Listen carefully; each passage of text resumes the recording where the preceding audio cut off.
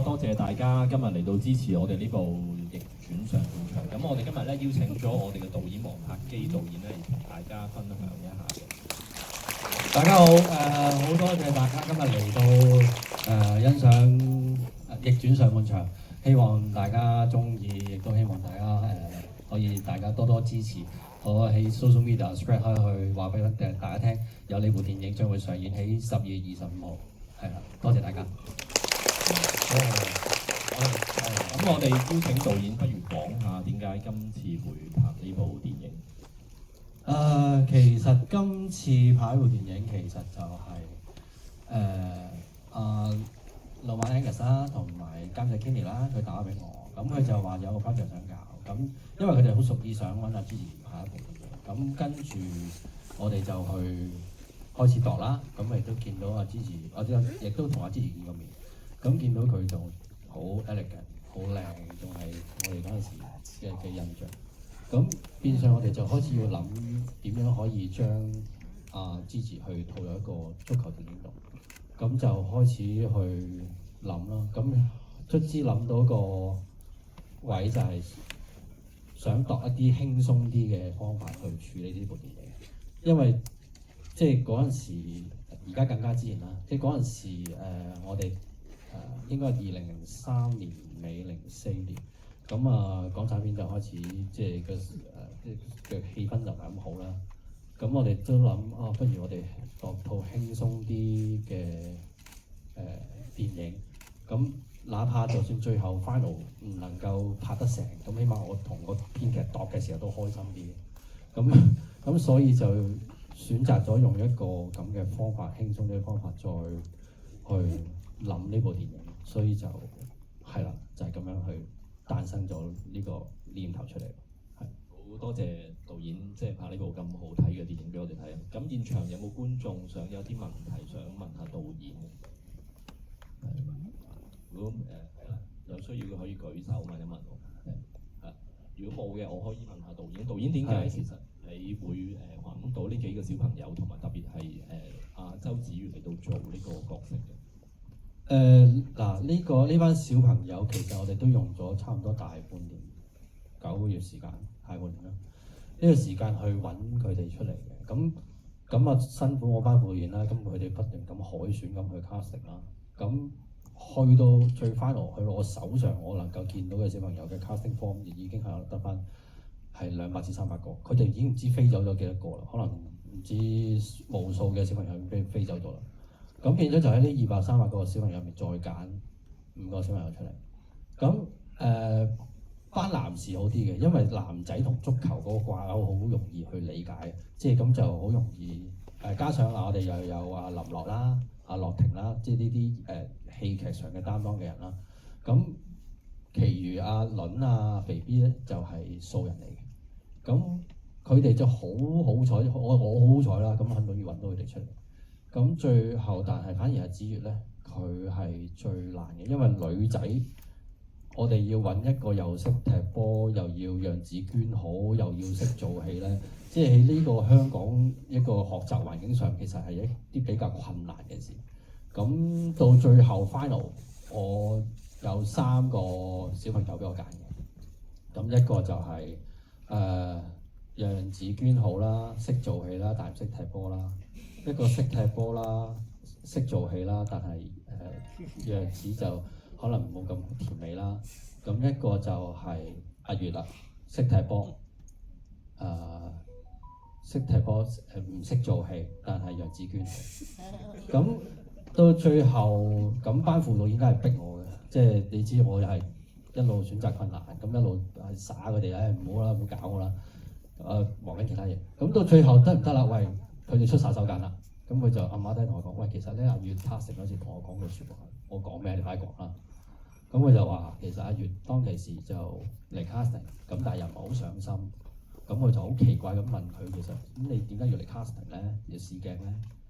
咁佢就講咗句説話，所以就話因為佢真係好中意足球，佢話我想為足球做下啲嘢。咁佢講完呢句説話之後，我話呢個咪就係曾志英。咁呢啲肯定啲副短手腳，即係啲嗱喳手腳嚟嘅。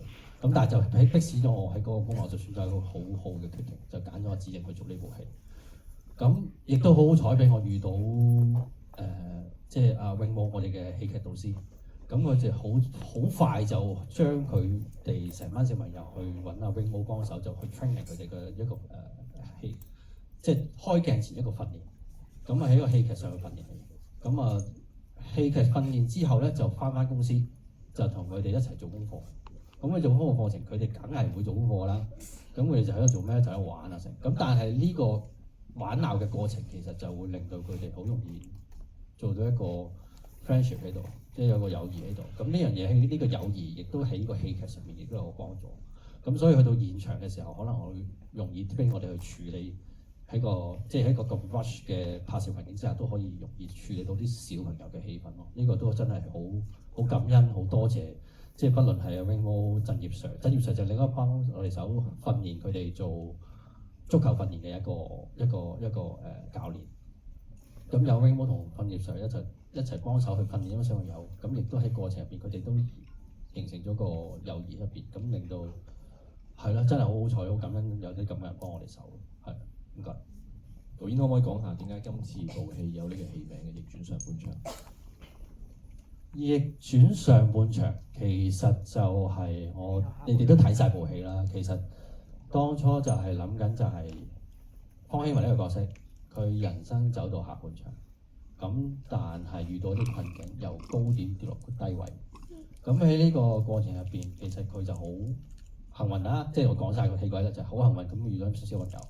咁班小朋友就令到佢俾個人生嘅價值觀有啲改變，變翻做翻一個做啱決定嘅大人。咁所以希文就希望透過佢人生嘅下半場，去改寫呢班基層小朋友嘅上半場，去點樣打翻好一場逆境波，去打好佢哋嚟緊嘅人生。呢個就係當初點解揀呢個戲名去做呢個戲名。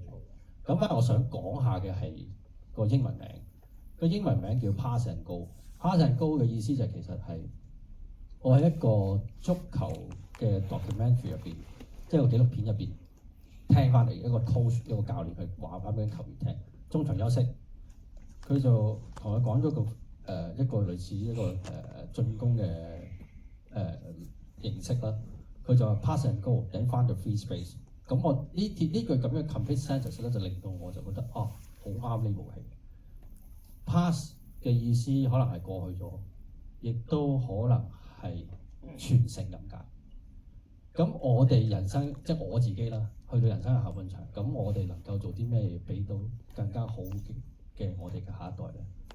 咁我哋有啲嘢過咗去啦，唔能夠追翻嚟㗎啦。咁我哋唯一都可以做嘅嘢就係繼續行落去。咁行去邊啊？咁行去一個 free space 咯，一個自由嘅空間。咁點樣為之自由空間？咪透過傳承之後，你自己去揾方法去繼續堅持行一啲嘢，繼續行落去。